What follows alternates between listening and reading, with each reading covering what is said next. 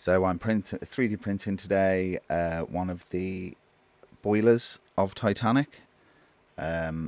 So the model that I found for this was on Maker World, and I will try and find the link for it.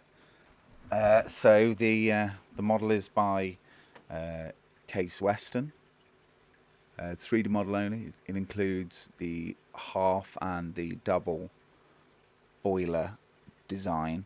The boilers, I think, in the first boiler room or last boiler room, depending. I'll check that. But some of them were double-ended, and some weren't. So I'm printing the non-double-ended one. So this is the model.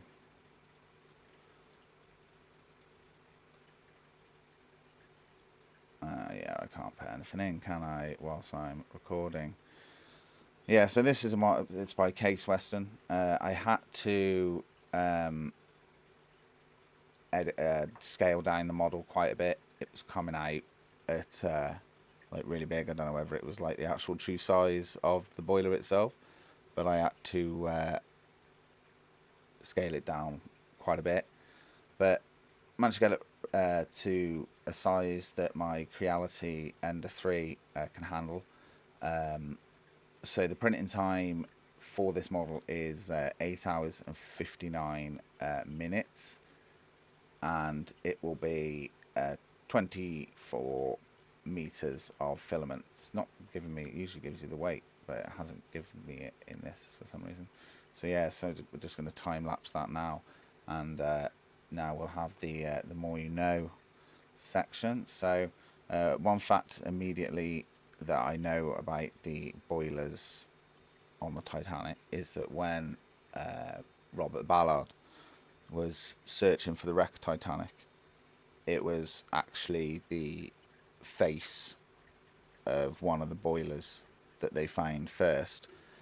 And that's quite, in a way, there's not many things that you would be able to recognize immediately as part of Titanic straight away, like unless you actually find, you know, the wreck itself, because you could find any bit of metal, you know, or even, you know, artifacts, you know, pieces of things, but that boiler face, yeah, they knew straight away that they'd found the Titanic.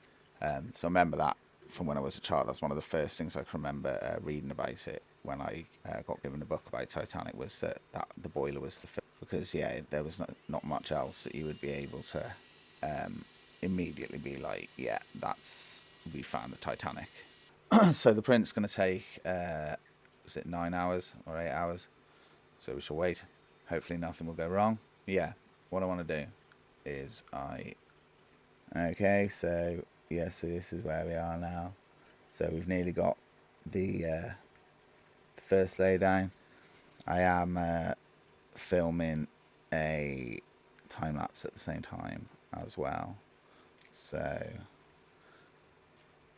as anyone who has a 3D printer will attest to, the first layer is the most critical. Once you're through the first layer, usually that means you're all right, and it looks like it has just more or less just completed that. So I think the model, once it's printed out, is gonna be around 1, 2, 3, 4, 5, 6, 7, 8, 9, like 8 to 9 centimeters across.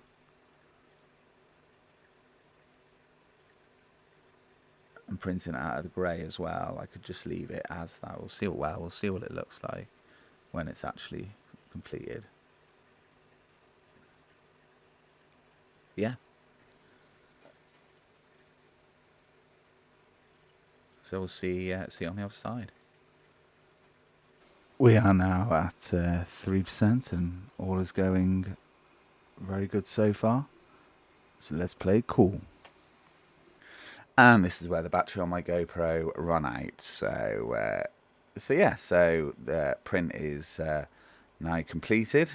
It's now the morning after the night. It's the morning after the night before. And yeah, the print has gone ostensibly pretty well. So I'm going to get that off the printer right now. Okie smoky. So this is the morning after. The print took 9 hours altogether. I have it wrote down. It took 9 hours and 12 minutes total, so like 13 minutes longer than it said it would, but obviously didn't matter because I was in bed asleep anyway. So yeah, here it is. Here's the model, how it printed. So at the moment it's stuck to the build plate still.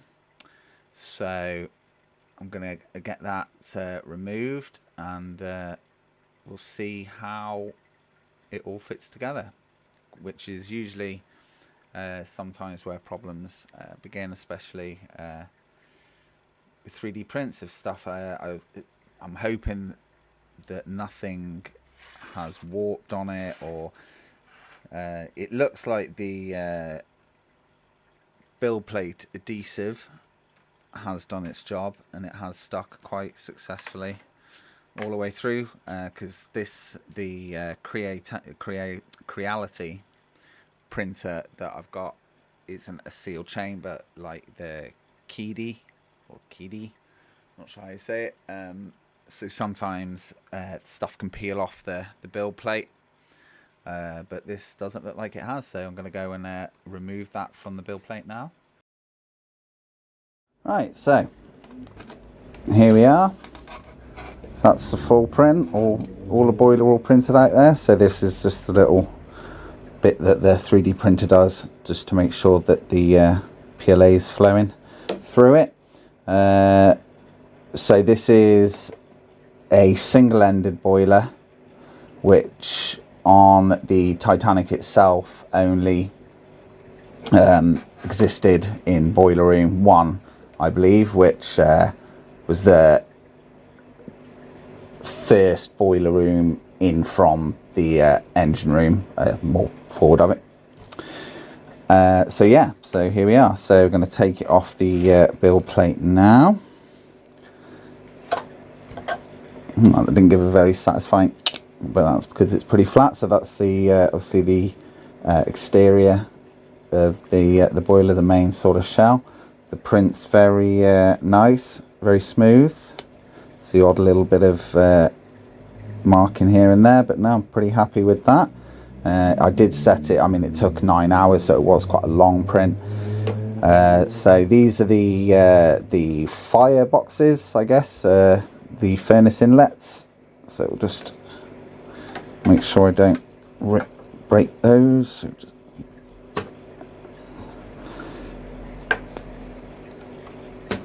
like the furnace themselves, where the coal would be loaded into. So all we're left with now is the back plate of the boiler, which is a bit more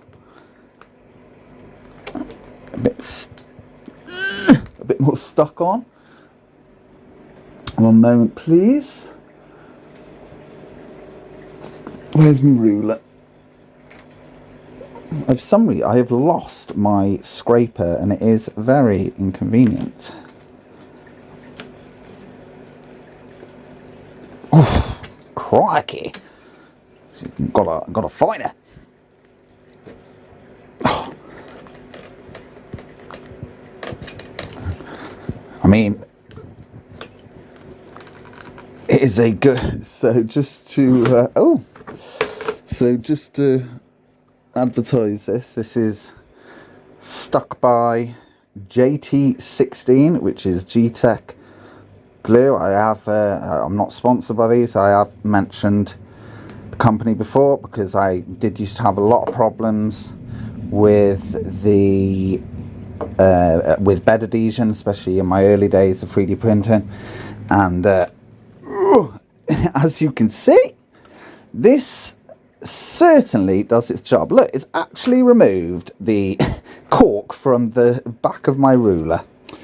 So as you can see, it's definitely worth the money if you're having problems with the bed adhesion, which ironically I suppose I sort of am, but there we go. I can wipe that off and I'll be painting over it anyway. I mean, that the inside of the boiler, that is a lovely finish. Maybe I should have put it the other way round on the print, because the 3D printer doesn't know, obviously. So that's the interior side of the boiler, lovely and smooth, and then obviously we've got the actual part of the model that we'll see, which is a little bit rougher, but never mind. And here we have the front of the boiler, I guess.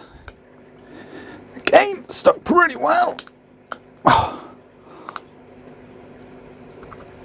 I mean, I think this glue is like good for anything, really, anything that you need to stick, because like I said, it is can be a bit of a one to get off. And you have to be careful with what you're using on the plate, because you can end up scratching the actual build plate itself, which you don't want. Oh, right, there we are. So we've got a little bit of stringing on the inside here. I'm not really 100% why, to be honest, but we have, so we'll clean that up, it's no problem. And then we've just got the little stands, which pop off nicely due to their relatively small surface area. Oh, okay. Yeah. Give that a clean later, wash some of that off, no problem. I'll get my next print on the go in just a moment. So right, so let's have a look at this. We'll just take those out, just peel that off. I mean, that's more than just stringing, that's actually like, you know, that's no problem. Sorry, I keep bringing it out because I lift it up to look at it, but then if I'm looking at it, the camera ain't looking at it. Right, so there you are.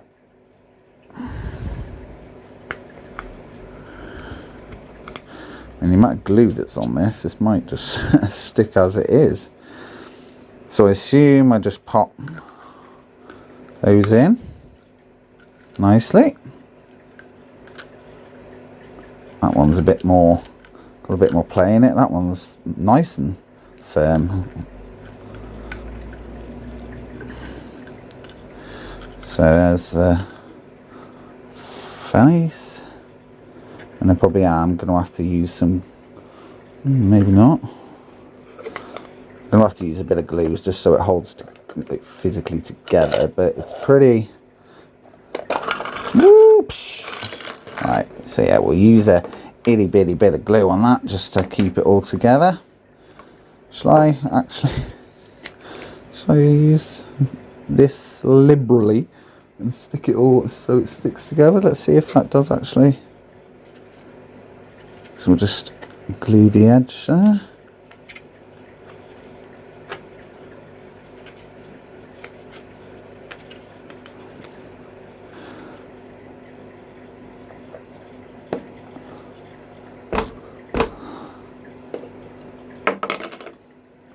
Oh, you're letting me down. Nah, not that sort of glue. Alright, yeah, so don't like using super glue straight on the table in case it spills a bit. One thing I learned that's I find quite interesting is that super glue actually works by moisture, primarily by moisture. But the chemical reaction is activated in the presence of moisture. So that's why, if you ever wondered why hand sticks together better than the actual thing that you want to stick. So what I used to do is just get a little bit of moisture.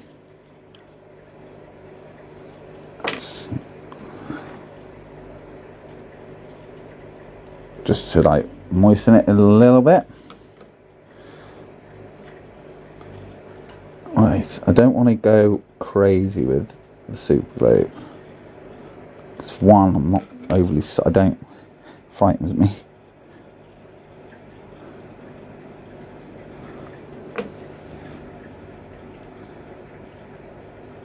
I don't think that that's gonna, because I've got to get it right on that seam, but I don't want to make a mess. But there should be enough because it fits together pretty well. It's literally just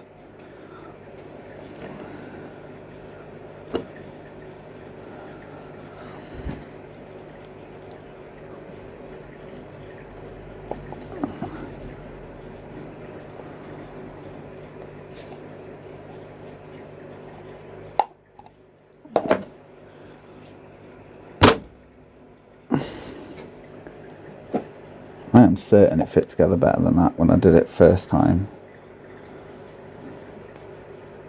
Oh well, what's done is done.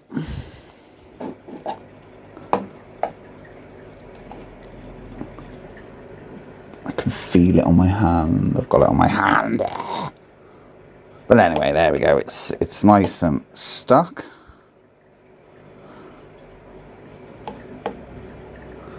We'll have to clean it up a little bit. There's a little bit of oozing going on. Look.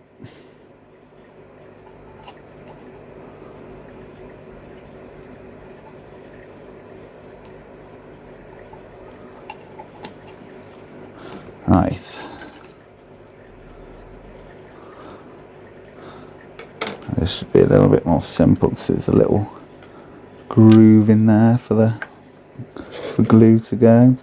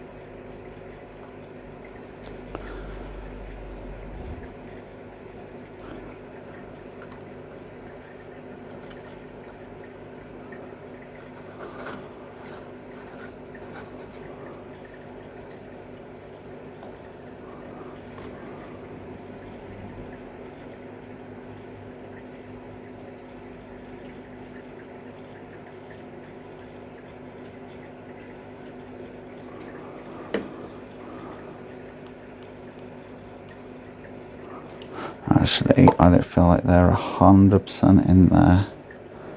But then if they come loose, it's going to be very hard to stick them back together again.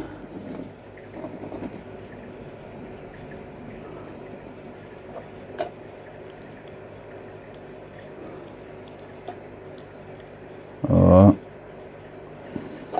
Oh. Oh.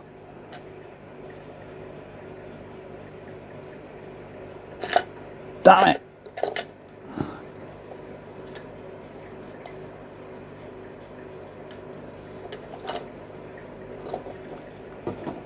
My impatience strikes again. There you go, it's sort of together. As long as we treat it quite gingerly. Put it on its little rack, and there we go. She is complete. Real true to scale boiler from the Titanic.